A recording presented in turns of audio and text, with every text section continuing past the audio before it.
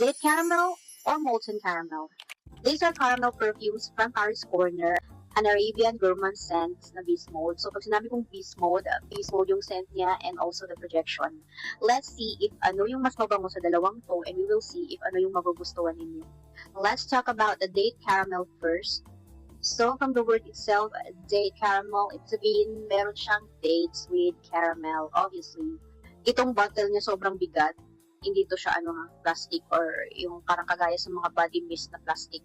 This one, mabigat siya and glass. Ang syala ng bottle niya, guys. Para siyang curly tops. Alam mo yon yung curly tops na ganito yung texture niya.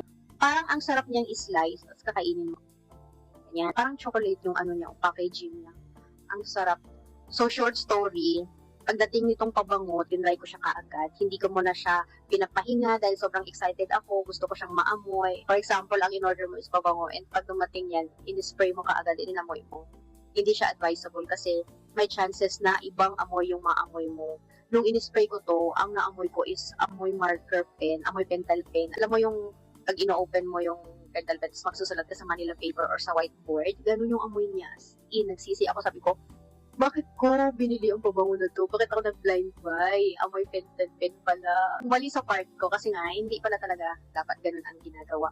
Kailangan mong i-rest muna, give it a time para mag-macerate. Tapos yun, after a week, nung tinry ko siya, shit, ang bango, mabango siya. Imagine, para kang nasa Middle East. I've been to Medina sa Saudi Arabia. Tapos, papasok ka ng shop na puno ng dates.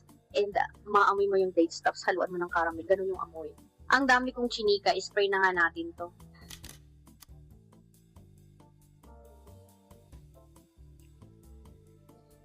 To my nose, it smells like dates na may caramel, tapos slightly coffee din, slightly vanilla na sugary, slightly na sandalwood, tapos may amber. Bango niya. As in, I like it. For the projection, the next day, maaamoy mo pa rin yung pabango sa damit mo. So, if you want to smell like dates na may caramel, you can try this one. Sea molten caramel naman. Molten melted caramel. Parang ganun yung description ko. Parang melted na caramel. So far, wala naman akong weird na experience kay molten caramel. Kasi nung unang spray ko kay molten caramel, I wanna eat myself. Alam mo yun, parang feeling ko nung time na yun, ang sarap-sarap ko. Ang sarap kong kainin.